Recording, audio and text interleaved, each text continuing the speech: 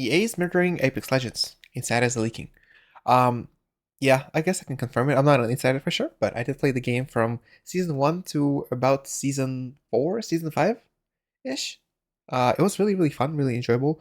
Then became stale after a while, and I took a very, very long break. And now I played probably like half a year ago for just a tiny bit, like a month or so, and like I've just switched to new games.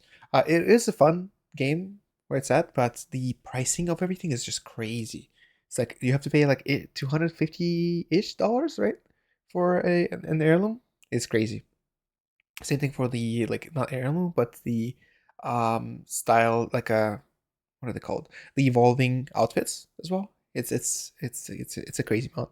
But I guess they're doing something right, or maybe not. People are paying, so who am I to judge them? Oh yeah, let's take a look. To grasp the seriousness of this story, you have to take a look at this first. This is year-on-year Apex Legends players. They're now at an all-time low. All peak 600k, okay. The chart out, it's even worse. That means that players are not coming back to this game. And not even Electronic Arts are happy. They've said as much in just about every recent earnings call. The bookings fell short. Vibes are turning on them. And I know vibes can be an overused Let me read it. call. Apex Legends net bookings fell short of our expectation for the quarter as we extended freemium accent across the entirety of the first half of the Season 22 Battle Pass. Following the second half release of the Battle Pass, we observed a return to spending convergence level consistent with previous seasons. We have adjusted the rest of FY 2025 to reflect the lower engagement than expected versus our ongoing primeline. Okay. So, in short, the vibes are turning on them. And I know vibes can be an overused, fluffy word, but actually, it's a word that's useful and it has stuck around for a reason. And that's why this video soared to 1 million views. Everyone quit? Time. But that's just a number. And I know you're all desensitized to videos with lots of views. So, here's some insider baseball for you. Assuming the hook and the thumbnail of a video are good enough, YouTube's success is often driven by total addressable market and confirmation bias. You see, old school clickbait literally doesn't work anymore. Which is to say that here, his Watson's video has tapped into the zeitgeist. He's an Apex creator, he's quitting. And when I take a look using my analytics software, I can see that this video, a serious talk about Apex Legends, is a 7.2x outlier on its channel. That means it's getting 7.2 times more views than average. And when you take a look at his recent Apex Legends, yeah, no, 75, 200, 135, 200. Yeah, makes sense.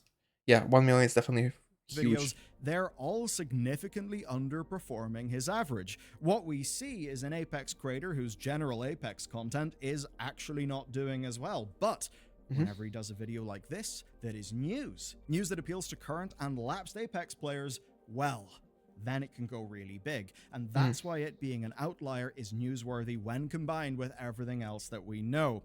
So yes, he's announced he's quitting, and as much as the quote, "Why would anyone want to play Winter Express," which is the winter event, while Snoop Dogg is having a concert in Fortnite, which does just sound like alien speak to me. Well, I do get the point, I get it. Steam players are at an all-time low. EA's panicked attempt to make their line go up, the number line, backfired.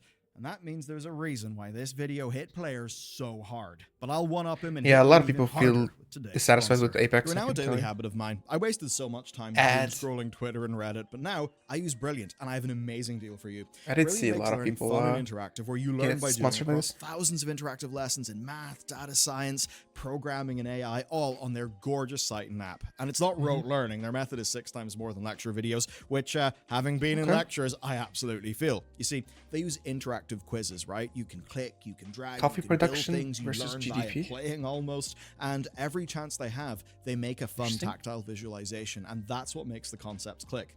Now, in today's mad world, I cannot recommend their How LLMs Work course highly enough. In that, you'll learn how LLMs actually work, which is important because that tech is coming, and if you understand it, you'll be able to reap some of the benefits while mitigating the risks, and also, you can have fun learning.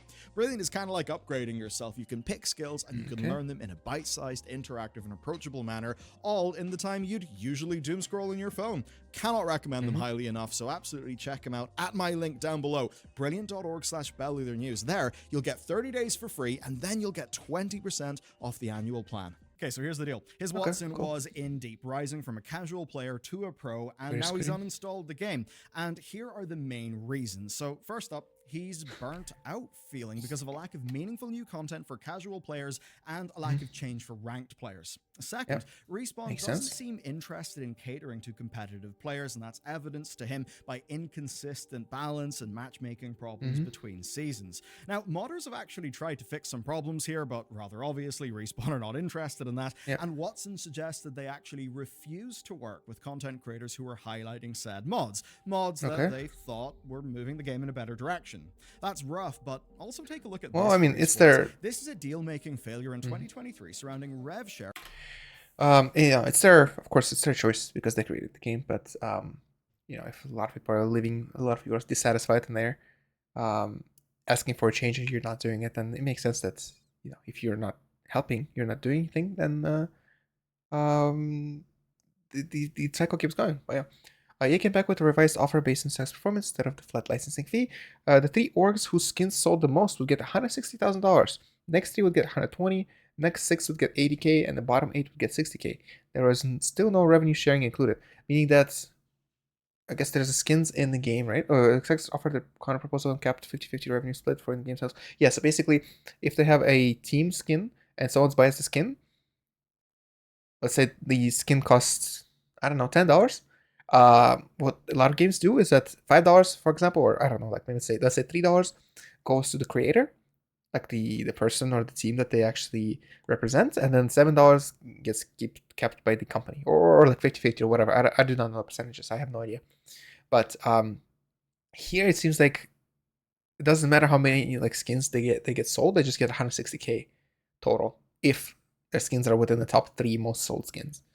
And so they could be selling like millions of those skins, and let's say let's say they sold, I don't know, 1 million of those skins. Of course, I'm kind of exaggerating, but if they sold 1 million of those skins, they would get $10 million. $5 million in other companies probably go to the person here, right? 50-50 revenue split, and then $5 million will be kept by the Apex Legends team.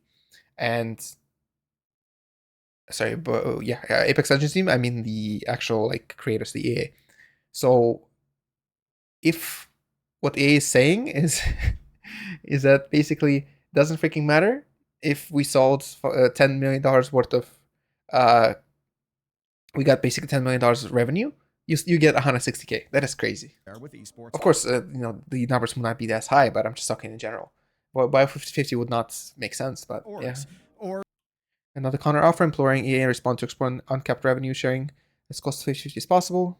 Calculated experience in dozens of esports titles and leagues can provide with a different perspective in the pursuit of creating the world's best esports league. It makes sense. Like 50-50 kind of makes sense, no? Less Am I dumb? in Apex than I mean, ever, leading don't answer to that. whole orgs getting out of Apex and teams of players obviously being laid off.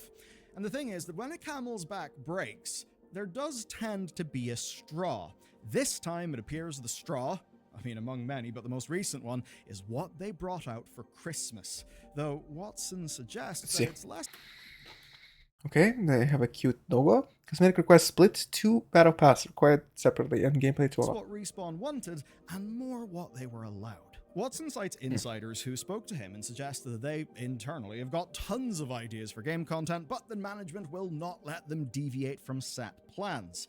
That is interesting, and it certainly fits this story. But as always, with sources that would and make such, sense. do take it with a pinch of salt. That's because the people who will reach out from within a company are usually the inner rebels. They're usually the people who are losing arguments. Now, often those could be arguments that, if we take a look at it, well, we'd agree with the people who are doing the leaking, but they may not have all the details, and the things they leak are generally true based on their knowledge, which may be out of date.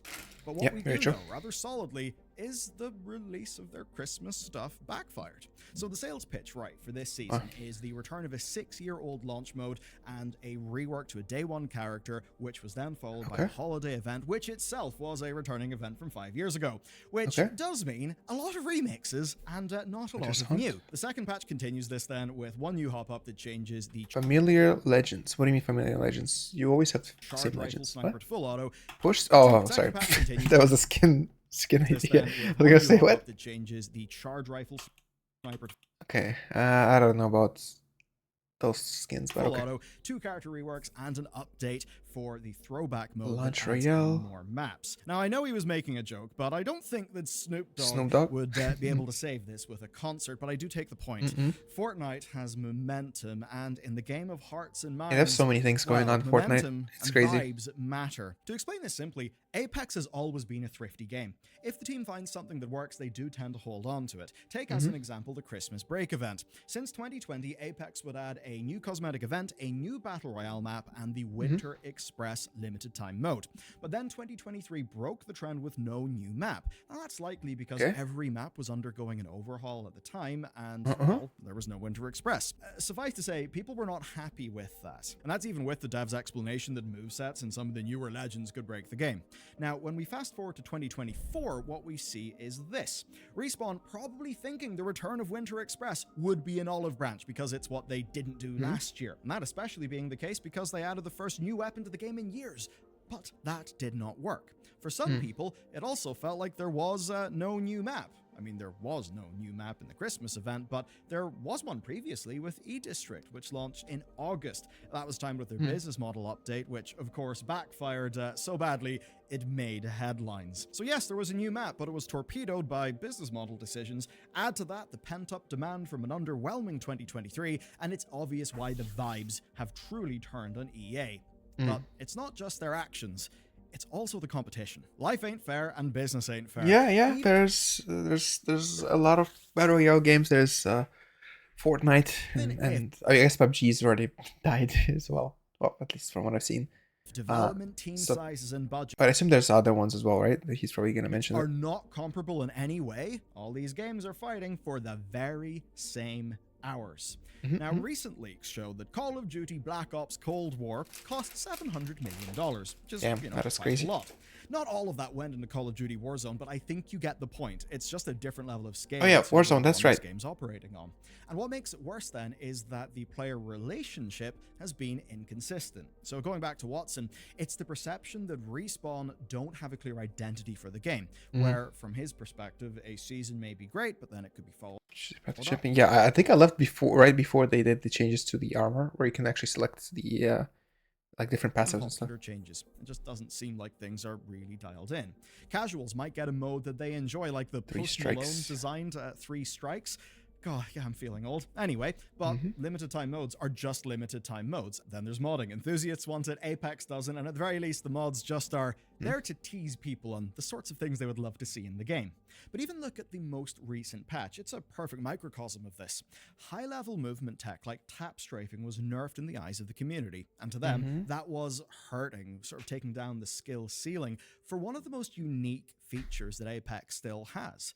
Now, it actually turns out that was unintentional. Oh, is that a new weapon? It quickly, but immediately players did assume that this was Respawn making the game more generic. And I bring it up to evidence that there is no trust in these updates. Yeah, I remember they removed Bunny Hopper and stuff as well. Is it the same thing? That was 2025. Yeah, so that's before that. The bunny hopping kind of got nerfed as well, where you could bind your mouse scroll wheel to jump, and you can basically bunny hop. It was very, very nice. I haven't really truly mastered it or anything, but I've tried a little bit. Kind of worked-ish, but I don't know. I feel like there's nothing wrong with higher skilled players being able to use those mechanics. Like, you know, if you just the answer is just get good. If you want to do it, get good. If not, then don't complain. Updates. It's not like there's everyone doing this, right? Not everyone can actually perform those things. But anyways, besides the point, let's go. What makes it worse is that when there is innovation, it's often on how they want to get more money from you. Seriously, take a look through the in-game store, or even this video we did a while back. So losing a player base doesn't happen overnight. This built up over time, especially because until last summer, which was a dramatic time itself, it felt like long-standing and foundational game system problems were left to rot. All, of course, while competition consolidated. Now, work is getting done, and important work as well, like the Lifeline rework and overcoming whatever the hell blocked the Winter Express mode coming in 2023. But that doesn't look or feel new, and worst of all, Respawn lost I actually don't know what the rework is. They lost it right as their corporate overlords drew attention to the game's underperformance in earnings. Oh, it's a shield. goals. That looks cool. And that is Wow. something that further cements the loser vibes that this game is steeped in. What audiences want is a big, vibrant, live game that they can depend on for their gaming time, and even if they're not a big fan of Snoop, well, hey, the fact that there's stuff going on in my game, it's an identity Brings you back, thing. yeah. Makes it feel like it's a good place to invest your time. Apex has not been able to do that. But there's a thing about Apex that most people don't know. Apex was never set up to be one of those games. Apex was a fluke. And I think now more people are beginning. A success from a fluke. I'm not sure if it was a fluke. Oh, I guess technically yes, because they didn't. The developers absolutely did no advertisement at all. The game just dropped and it became popular because a lot of people liked it. A lot of streamers liked it. I believe I would say for me it was the same thing. I believe I started like almost day one, and I just like randomly learned it from someone's video. So I guess no one expected it to be this way, but somehow they did, and EA's just milking it as much as they can until the game dies. So I guess that's exactly what they're doing right now. Getting to realize that. I don't say Apex was a fluke to shit in the devs. No, Apex Legends rather famously was an experiment. It was a prototype that was made essentially on the down low, and they ended up having a lot of fun internally, and they had to convince EA to back it. Now, their launch expectations of 1 million players were smashed in just 8 hours, and EA would go on to earn billions from a game that they were effectively tricked into publishing. Just kinda spicy. Soon after, Respawn leader Vince Zampella would actually move. He wouldn't move in a bad way per se. He moved to overseeing much of EA's largest and in most dire need of help franchises, like Battlefield, where he's basically leading efforts to, undestroy that franchise. So big picture, this game was a humongous success from what ultimately was a fairly thrifty, fast experiment that was inspired by PUBG and Fortnite. But of course, for the dev team, as the monkey's paw always does, it curls. Fortnite was able to pump out content insanely and then sort of solve that problem by becoming a user-generated content platform. PUBG was able to lock in its core audience through consistent iteration in the core, and then both games... PUBG, I guess so. Although, I only played PUBG for maybe like 3-4 months when it just came out. It was amazing. Spent so much good time, had so many good memories, and then I think after that I got into lots of games with cheaters, and like everyone started dropping, like, not playing the game anymore. We just swapped to something else because unfortunately it's not fun to get scoped, like quick scoped from like 500 meters away. It's crazy, but yeah, such is life. We just move on. Games launched mobile versions to humongous success. Apex then has had a bit of an odd time, and it's simply not the case, I think, that Respawn phoned it in. I think they really have tried. I think they got caught in a deadly cycle because those limited time modes, the team deathmatch, etc., those are neat, those are headline generating, but they weren't followed up on, which probably tells us that they weren't retaining players, all while there were foundational issues with the game that they were struggling to get on top of. Evidently, I'm not sure if Apex did this. Can you guys confirm or not, or like if any of you know how the Ubisoft's Rainbow Six Siege, they were releasing content every quarter or like every season, and then one season they were like, okay, we're gonna call it Operation Health or something, and then we're gonna focus on repairing the bugs, the issues with the game first. It's gonna take you like not half a year, like a quarter of a year, but the game's gonna be good afterwards. So I'm not sure if Apex actually did that, because it seems like they're releasing new things, and they're not fixing the issues that people are talking about. Yeah, we're bearing down on them, wanting more and more money.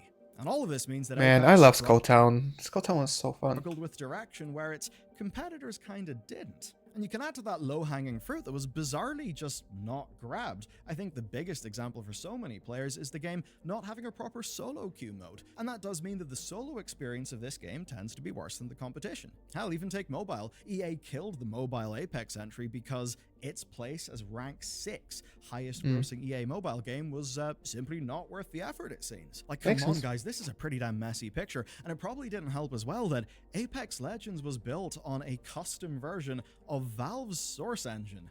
Yeah, you may not know this. It's a Source game. Titanfall 2? I mean, heavily modified, but actually, I didn't know that. Like what's running, Counter-Strike and everything. And that means I just knew it was based on off-the-shelf Titanfall. solutions to common problems. fewer developers in the industry with domain-specific experience. That'll seriously hamper efforts to like scale up the team, and it probably didn't help that this ultimately is all in response to an experimental game that blew up more than anybody expected. Which is obviously not to say that this game is or was a failure. It made billions of dollars. That is a win. But EA have reported that the rate of return is slowing. That's bad for EA, but you actually may not know how bad it is for EA, and therefore how bad the pressure on these developers is. That's because something changed at the corporate level, something that most people are not aware of. EA Sports and EA Entertainment are now separate entities. They were split out. That means that FIFA and Madden can't pad the numbers anymore. So if your name is Apex or The Sims, tough shit. In a world of Anthem, Battlefield, and other high-budget misses, you guys are stuck holding down the live service fort. That's why EA basically every quarter says, Apex isn't making enough money. And that's why we see the Buster Sword gacha drama. That's why we see the store being absurd. I came to the game when it was a Buster Sword, like the limited event thing. But I was like very vaguely considering getting it. I was like, no way. Also, it covered like half the screen because it was the first universal weapon which you can equip in all of the characters. But thankfully I was like, nope, I'm Gucci. And I did not do anything like that. In the way that it is now. It's why we see the split battle pass plan that was one of the most transparent money me now things we've seen from a company. I mean, also, to be fair, that I was thinking about getting maybe some skins, if in case I would get lucky and get like cool skins for the Final Fantasy crossover. But unfortunately, or I guess fortunately for my wallet, none of them were actually that good looking. I thought there was gonna be like a cool Tifa one. No, we got like a Wraith, which was like she was like a mix between Tifa and someone else. It was like weird. So I feel like not a lot of people actually bought those skins and those events. But yeah, I guess it is what it is. That's why we see the split battle pass plan that was one of the most transparent money me now things we've seen from a company. So it's obvious the players feel the pinch, but I feel for the devs as well. The conditions can't be good, the pressure can't be good, the bad type of corporate pressure. And what Watson suggests of the developers having to give profit. Ideas, that's it. But Battlefield's sucked major ass right now. The was it 2142? That was fun. But you know, it is what it is. I feel like no one really talks about that game anymore. It's kind of crazy. But yeah, I feel like a lot of major AAA companies, or all the AAA companies, should really look into making games that people enjoy and that people will like, and not, I guess, focusing on making money is great. It's fine. It's like what keeps your company going. But at the same time, you can't really shaft your players, because players will be less and less likely to buy a new game. And this is what we saw happen with like Ubisoft, with EA, etc. It's just part of life. You know, people don't want to buy your stupid crap if they're not enjoying it, or if you're treating them like crap. Although at the same time, no, I'm not gonna go into it. It's fine. All right, let's go. Corporately clipped wings. Well, that does fit, even though they're probably trying. So to that end, here's the plan. Respawn's problem in a way spawns from something good. They are F to respawn. in the middle of solving anti-cheat, matchmaking, and foundational game balance problems that festered for way too long. It should never have been like that. It's good that those things are being worked on, but it's also not content. And it's what I call the leaky bucket problem. So, your players are thirsty, and you need to bring them water. But the bucket you're going to hold that water in has got a whole bunch of holes in it. So what do you do? What's for Legend Squad gameplay? Lots of content using your leaky bucket. Or do you stop, try to fix your bucket so it's not leaky, and then bring the players the content? Because that's the problem. If the foundations are really messed up, you can just pile content onto that sucker all the time. That's not really towards its going to work that well. You're not going to get great bang for your buck. And this is a problem that so many games have found themselves in. One of them is Halo Infinite. Big example of the leaky bucket problem. It had humongous problems, and its developers basically decided, we need to stop shitting out content, and we need to fix up the core of our game. But it took so long to fix the bucket that everyone moved on. It kind of died in the vine. What that means is it's a catch-22 for the developers. It's not a catch-22 for the players, because they can just boot up literally anything. Wait, how many seasons has there been? Like Apex, right? There's been, it was 20-something seasons. Yeah, they should have spent one season, maybe like season 7, season 5, whatever, like just fixing the game so that it becomes better. And then after, I don't know. Of course, I'm not the executive or director on this game, so I would never know what exactly is going on, what are the numbers, etc. But it would kind of make sense to take care of the health of the game first, right? So that people are not dissatisfied, because a lot of the people dissatisfied are not going to be, they're going to be less likely to come back to your game or keep playing your game. So yeah, else. but And news from yeah, Electronic whatever. Arts will That's just me ultimately encourage rambling players to about. do So sorry so. about that. Roles were cut in Apex, whilst Star Wars Jedi was expanded into. 23 and Apex layoffs. development was I mean, 23 is not somewhat that externalized, much. or at least some roles were moved over into satellite studios in Vancouver and Wisconsin, while QA contracts were also cancelled. Sometimes pressure helps, sometimes pressure doesn't. And here I think it's the latter. I think that pressure from EA talking about the money and the line going down has actually cast a rain cloud over all of this and probably led to a lot of internal pressures that are hurting this team's ability to ship. And Wait, I what? suppose What was ironically, this? Sorry. I'm just looking at the a lot of internal pressures Bloodhound that has are a hurting cyber sword now. Oh, sorry. His crow team's brings him ability to the ship. okay. That And makes a I bit more, suppose more ironically, sense. Oh. the person who can most impact Apex Legends going forward is the very man whose focus is now split. It's Vince Zampella. If changes made under his leadership give EA Entertainment a third leg to stand on in the form of Battlefield actually being, solidly good, then Apex Yeah, and it The would have been Sims fun. will not have to take all the pressure themselves. Got Battlefield 1, Battlefield 5, Battlefield 2142. All of them kind of were meh. Personally speaking, I'm just a diehard fan of Battlefield 4. To be fair, I love the game, and I did play Battlefield 3 as well after I played Battlefield 4. But yeah, I just want more of that, just different scenarios. But for some reason, this did not like scratch the itch, I guess. Themselves, and maybe Apex's devs will get the time and the resources to do it right, which up until now is not what they have got. Instead, what they had was EA making them do a disastrous business model update where their players were already not particularly happy and just set a whole disastrous bad vibes into flow, which actually matters. Vibes matter.